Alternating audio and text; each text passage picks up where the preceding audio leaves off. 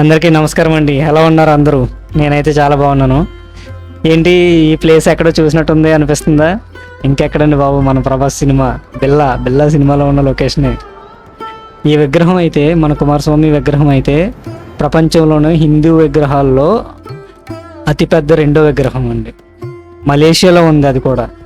మనం ఎంత ఆనందపడాలండి. 2006లో తైపూసం పండుగ సందర్భంగా ఆవిష్కరించారు విగ్రహాన్ని. అయితే హైట్ వచ్చేసి 140 అడుగులండి. మీటర్లో కొలిస్తే 42.7 మీటర్లు. మన భారతదేశంలో టెంపుల్స్ ఎలా అయితే ఉన్నాయో మొత్తం అలాగే డిజైన్ చేశారండి. మొత్తం ఆ మెట్లు కానీ, లోపల ఆ ఎంట్రన్స్లో కానీ చాలా అంటే చాలా బాగా అనిపించింది. లోపల గుడి అయితే నాకు చాలా పీస్ఫుల్గా అనిపించింది నిజంగా. గుడిలో కూర్చున్న కొద్దిసేపు అయినా సరే. ఇంకా నాకు ఆశ్చర్యం అనిపించింది ఏంటంటే, చైనీస్ వస్తున్నారండి, గుడిలోకి వస్తున్నారు, చూస్తున్నారు. ఇంకా కొరియన్స్ వస్తున్నారు, చూస్తున్నారు. రష్యన్స్ అయితే దండం కూడా పెట్టుకుంటున్నారండి. ఇకైతే మీరు మొత్తం వీడియో చూసేయండి. చూసి మీకు నచ్చితే ఒకవేళ కామెంట్ చేయండి, ఒక లైక్ కొట్టండి.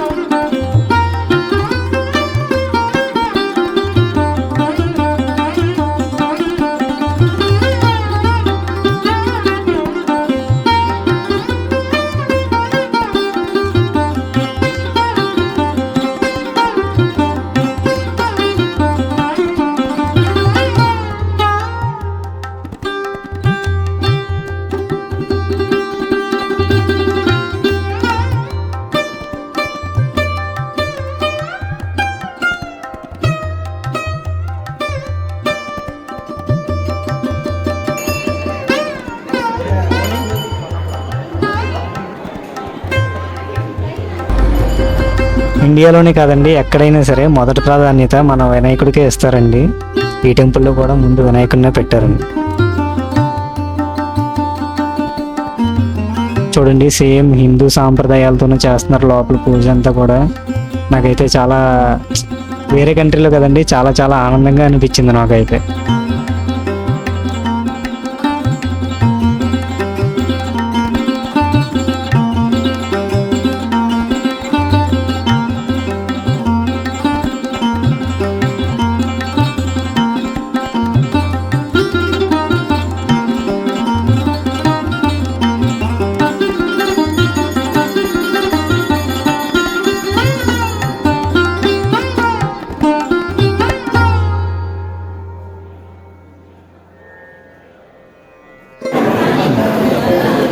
ఫైనల్లీ లొకేషన్కి అయితే వచ్చాం.